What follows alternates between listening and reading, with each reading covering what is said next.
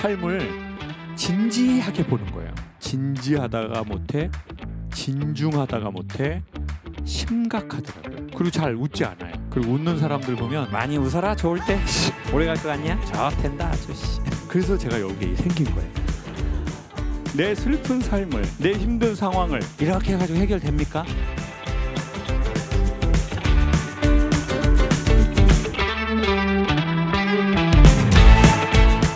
전 올해 50이 됐거든요. 근데 제가 혼자 50 즈음에 느낀 게 아니고요. 얼마 전에 이제 고두심 선생님 지금 우리들의 블루스 하잖아요. 춘희의 할망이라고. 그래서 선생님하고 여행하는 프로를 이렇게 찍으면서 2박 3일을 여행하는 거예요. 둘이서만. 왜 이제야 반응해요? 아이고 나 정말. 근데 사람이 2박 3일 같이 평생 여행하기 쉽지 않아요. 그 누군가 하고. 심지어 죽을 때까지 엄마하고 아빠하고 2박 3일 둘이 여행 못하고 죽는 사람도 허다해요. 저는 안타깝지만 저희 아버지하고 단 둘이 여행을 위한 여행을 한 번도 못하고 아버지 돌아가셨거든요. 근데 선생님은 이제 70이 넘으셨고 이제 거의 제가 어떻게 보면 선생님이 일찍 결혼하셨으면 큰아들 아니면 나이가 많이 차이 나면 막내 동생 아니면 작은 어머니 뭐 이 정도 이제 연배가 되시잖아요. 근데 2박 3일을 하루에 14시간씩 여행을 하는 거예요.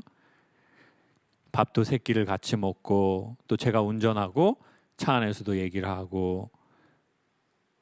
전 엄마하고도 그렇게 못 해봤거든요. 그래서 제가 이 프로를 하는 가장 큰 이유 중에 하나는 마치 예방주사를 맞는 것처럼 엄마하고 단둘이, 어머니가 이제 85세가 되셨으니까 아버지 작년에 돌아가시고요. 그래서 내가 엄마하고 단둘이 여행은 한번 하고 엄마가 돌아가셔야 되지 않겠나.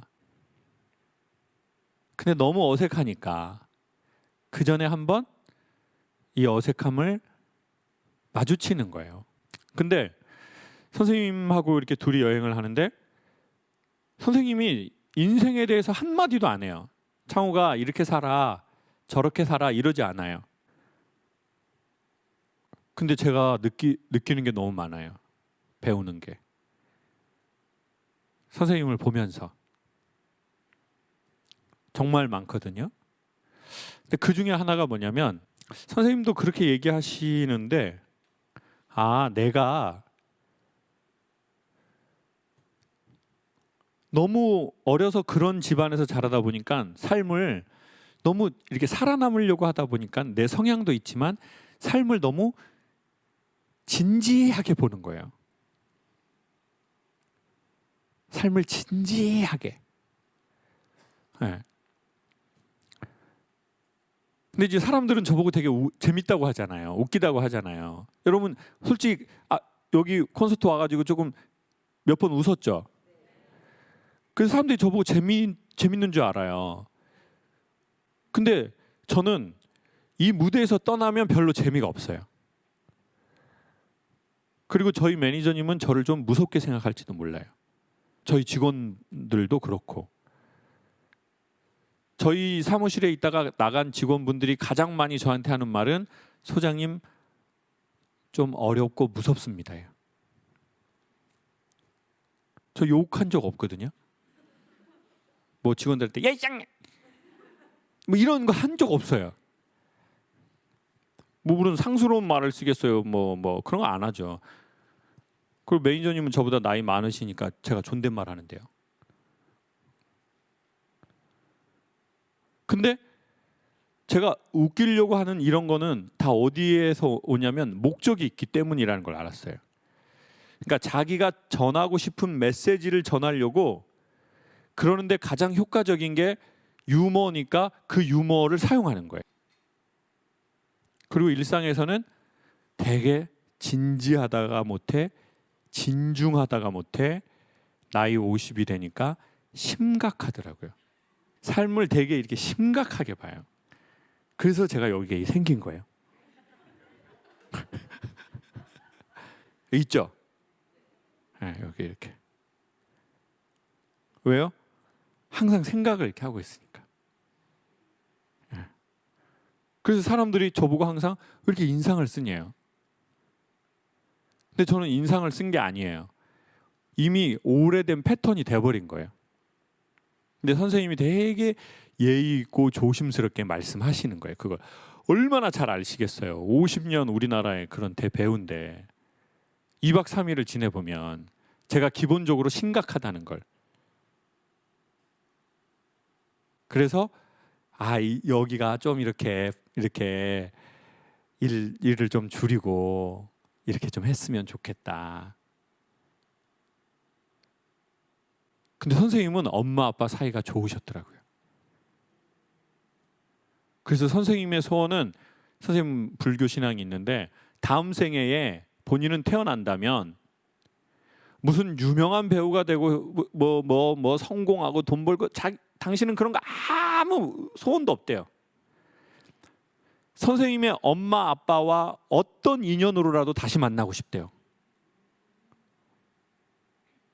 전 그런 분 대한민국에서 처음 봤어요. 다음 생이 있다면 우리는 보통 뭐라고 해요? 내가 다음 생이 있다면 네 애비하고는 다시는 보지 않는다. 뭐 이렇게 말하거나, 에? 내가 다음 생이 있다면, 진짜 내가 이번 생에서 만난 것들하고는 내가 정말 차라리 내가 소로 태어나지, 내가 너희들하고 지겨워. 이러는데 선생님은 계속 대화의 핵심은 엄마 아빠예요. 특별히 엄마, 아빠도 있고. 우리 엄마는 너무너무 예의가 있으셨고, 우리 엄마는 학교에 다니시지도 못하셨지만 엄마는 지혜롭고 인자하고 항상 잔잔한 미소로, 에? 제주도에 와서 촬영을 하시는데 저녁에 이제 뒤풀이 할 거 아니에요. 어머니 살아계실 때. 그럼 이제 뒤풀이를 하고 그때 전화도 변변치 않으니까. 근데 엄마는 딸이 저녁에 와서 제주도에 촬영 왔으니까 밥을 먹을 거라고 생각하고 밥을 차려놓고 계속 기다리신다는 거예요. 근데 이제 밖에서 뒤풀이 해야 되니까, 저녁 같이 먹어야 되니까, 그것도 일이잖아요. 그래서 하고 늦게 들어오니까 이제 엄마가 그러셨다는 거예요. 아유 엄마, 저기 그냥 밥 먹지 무사 기다려 수가. 새들도 고목나무에는 안 오는 거라. 이렇게 웃으면서. 새들도 고목나무에는 안 앉으지네. 당신이 고목나무라는 거죠. 너는 새고. 근데 너 젊고 밖에서 막 그거 할 일이 있는데 엄마한테 오겠니? 그걸 그냥 살짝 웃으면서. 응? 다른 엄마에서 봐요. 저년은 아주 지혜비 같은 년, 저년 그냥 늦으면 늦는다고 엄마한테 지랄 연병 얘기를 하지. 제주도까지 와가지고 엄마가 너 온다고 밥 차려놓고 장보고, 너도 어쩜 그렇게 네 애비 닮아가지고 이기적이야? 어쩌면은 진짜 전부 지들만 알아. 지들만 그냥. 내가 진짜 저것들 생각하면은 내가 진짜 이게 다 처먹고 뒤져야지. 내가 진짜 아주 그냥. 그런 엄마가 있나요, 없나요? 오늘 오셨습니다.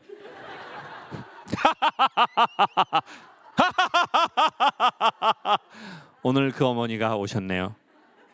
옆에 증인인 딸이 있는데도 계속 부인하시네요. 아니 저는 충분히 그럴 수 있다고 해요.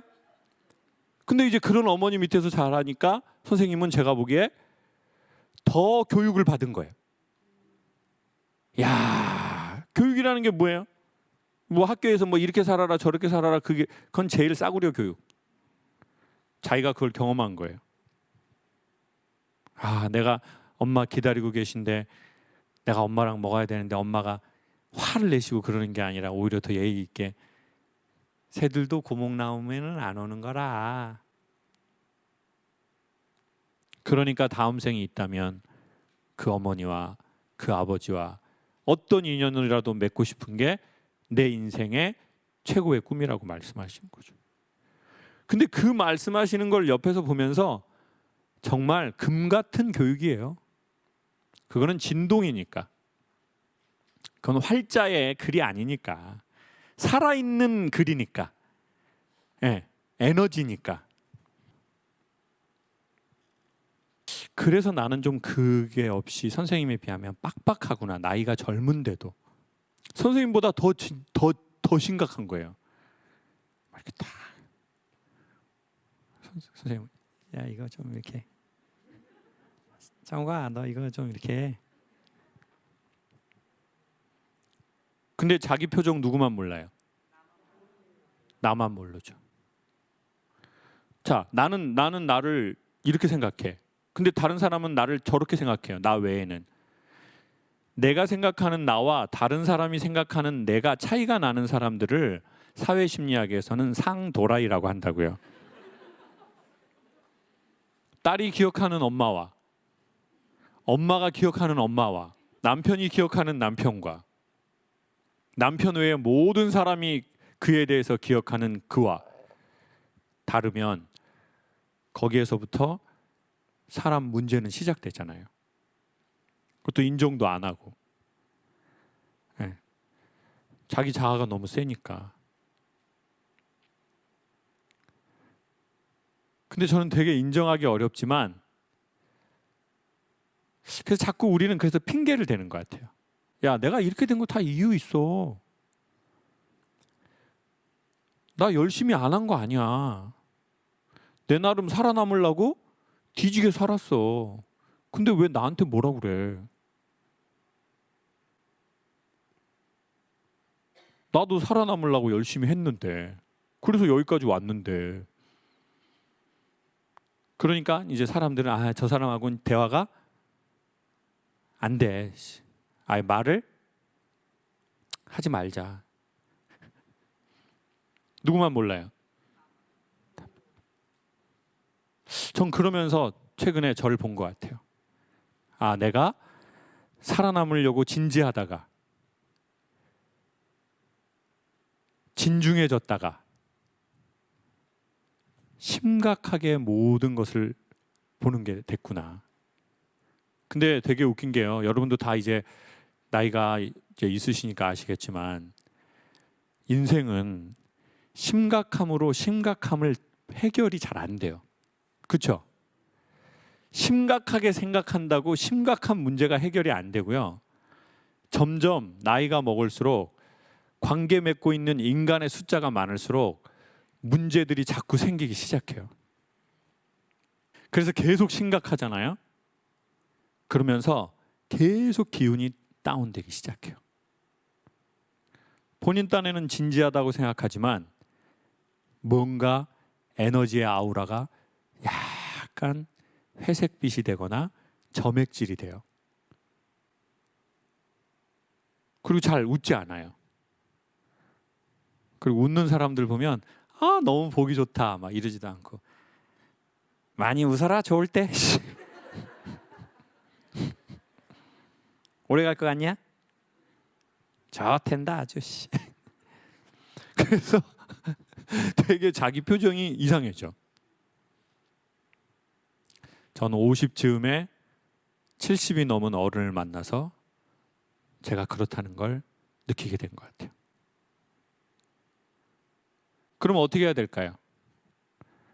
이번 여행에서 또 느낀 건 뭐냐면 선생님 이제 홀로 되셨는데 선생님 그러면 그 결혼하셨던 그 어른하고는 어떻게 결혼하셨습니까? 했더니 19에 서울로 올라가셔서 20살 초반에 이제 선생님이 그분을 만났는데 제가 그래서 선생님 그 어떤 것 때문에 결혼을 결심하게 되셨어요? 했더니 잘생겨서.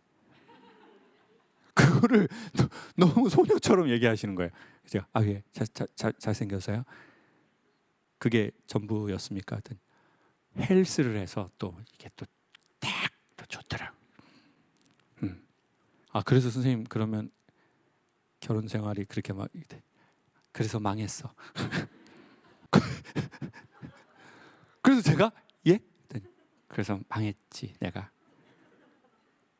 그 둘이 같이 메밀밭 선생님하고 걷다가 이 대화가 나온 거예요. 그래서 제가 어떻게 했냐면 망했구나, 망했구나, 망했구나, 망했구나.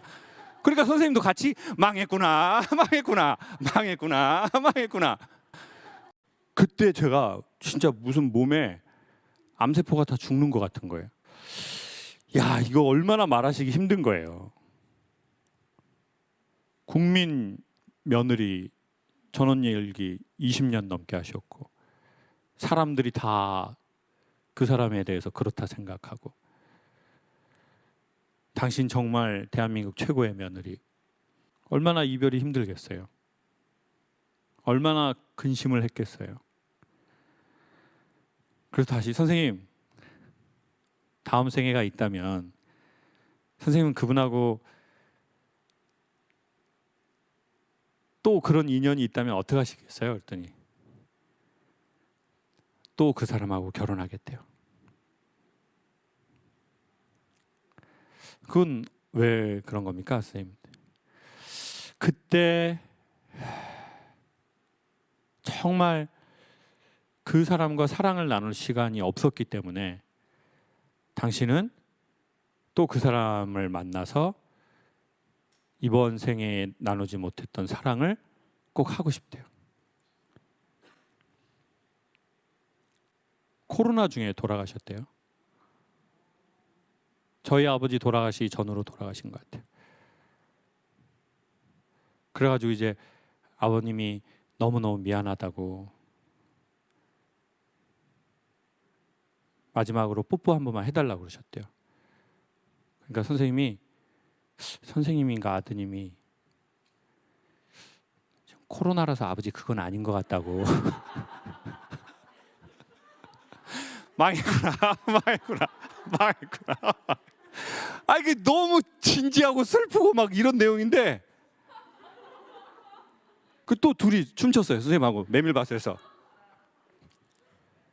와, 그러면서 제가 어마어마하게 배운 거예요. 와, 이 삶을, 내 슬픈 삶을, 내 힘든 상황을 이렇게 해가지고 해결됩니까? 심각함으로는요, 심각한 문제 해결 못해요. 진중하게 해가지고 진중한 문제가 다 안 풀려요. 근데 이 여행에서 너무너무 좋았던 게 무슨 어디 여행지를 가고 맛집에 먹는 게 아니에요, 솔직히. 선생님하고 저하고 좀 취향이 비슷해서 막 블랑블랑 차려진 음식보다 단품 같은 거 하나. 근데 그게 뭐 제작 환경이 뭐 그렇게만 됩니까? 막 그런 데도 가고 막 먹고 막 이래야 되니까.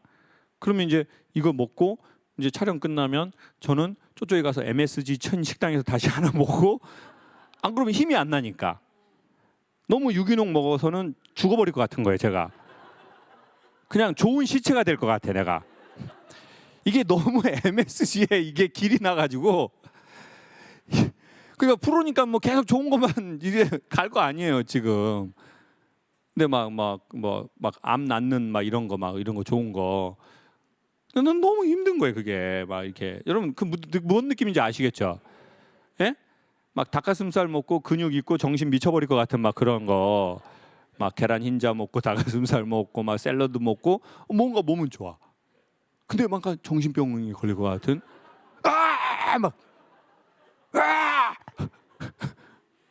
너무 찌들어가지고 제가 이게 조미료에.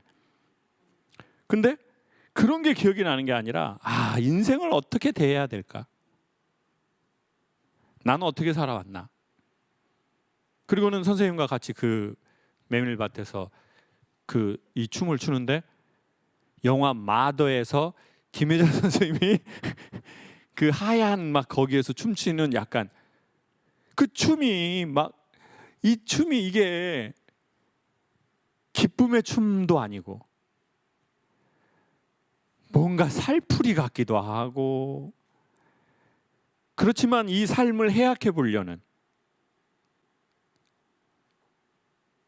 뭔가 거기에서 눈물도 나고 웃음도 나고, 제 인생에 엄청 큰 걸 배운 것 같아요. 그래서 혼자 메모를 좀 했어요. 진지하다가 잘 살아남으려고 진중해지다가 이게 도가 지나쳐서 심각해져서 모든 삶을 심각하게 받아들이니까 어떻게 돼버렸는가. 내 전문 무대에서 내 목적을 이루기 위해서는 유머 코드를 쓰지만 일상에서는 안 쓰게 되는 거죠. 그리고 유머는 그냥 내 일인 거예요. 목적을 위한. 이거를 일상으로 가지고 올 수 있을까? 어떻게 가지고 올까? 그 고민을 많이 한 여행이었어요. 여러분, 혹시 살다가 심각한 일이 오셨다면 심각으로는 심각을 해결할 수 없다. 그리고 요즘 30, 40, 50, 60 되고 그러면 인생이 별로 웃을 일이 많지 않아요. 심각한 사람들은. 예. 그냥 야, 웃을 일이 뭐가 있니? 뭐 뒤질 일만 있다. 뭐 그냥 뭐 옷도 사기 싫고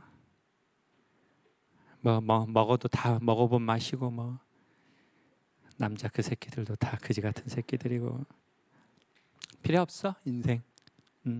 담배나 한 대 태우자. 심각으로는 심각을 잡을 수 없다. 그래서 중간중간에 저는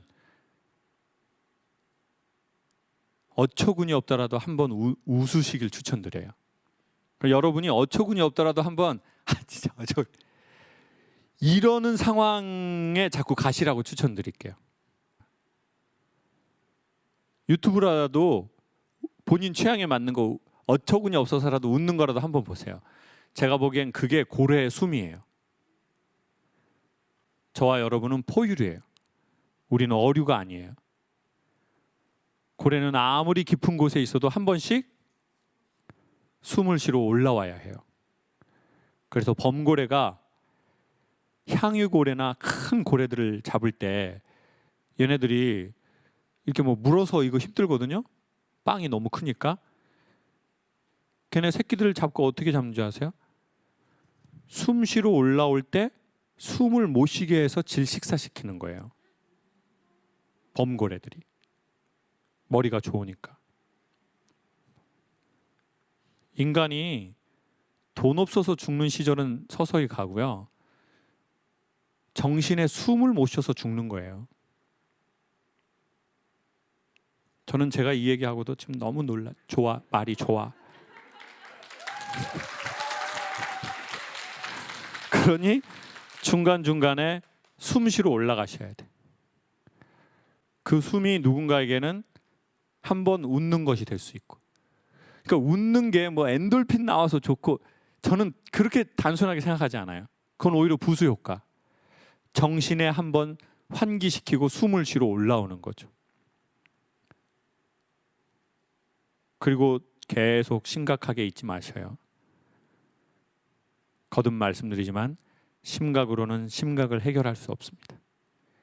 그리고 심각하면 계속 사고는 부정적으로 갖고 가게 돼 있어요.